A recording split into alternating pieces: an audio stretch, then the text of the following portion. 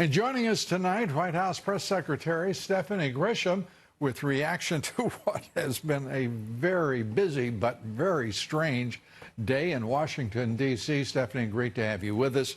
Thank you. First, the president's reaction to these two charges, which have already, in point of fact, been rebutted by just common sense and the evidence.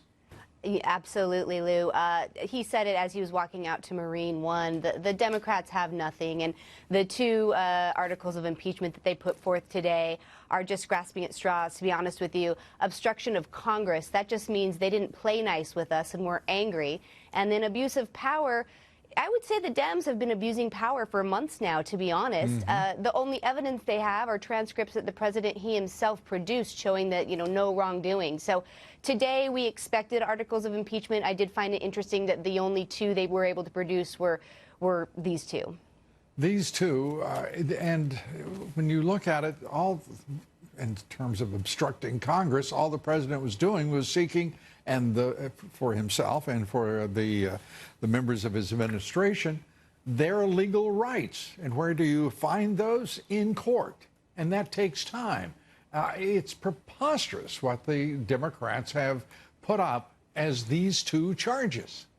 Absolutely. The due process that was afforded this president in this sham impeachment is less than somebody who had a traffic ticket would be afforded.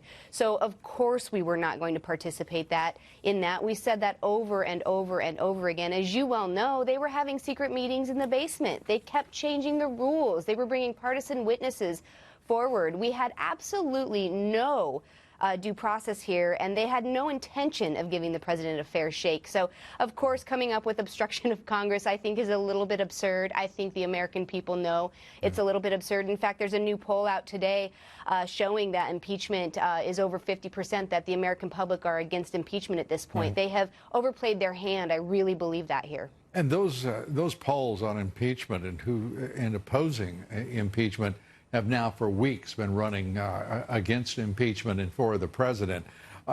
Let's turn to USMCA, which the president referred to as a silver lining. I think he was being partly facetious, but there is great truth in what he's saying. To have that USMCA delivered today by the Democrats, it has to be satisfying to the White House, to the administration, and lays the basis to move ahead and actually show something for 2019, led by this president. Absolutely. Of course, we were so pleased that USMCA finally got the attention that it deserved today. This is a process and something that we've been calling on for weeks and weeks, as you well know. I did find the timing and the stark differences in the two announcements to be very interesting. She had 6, 7 of her Democrat colleagues behind her for the impeachment, and then, mere moments later, she went out there with an entire swath of Democrats who were very proud, I noticed, to announce USMCA. And to be honest with you, I think it's because there are a lot of Democrats who are in trouble in their own communities, and they need to be able to go home and say that they did something, and so they're going to try to take credit for USMCA. But we all know this was spearheaded by the president. It's a promise he made as he was running. It's a problem he has seen through to the end, and we're very thrilled that this happened today.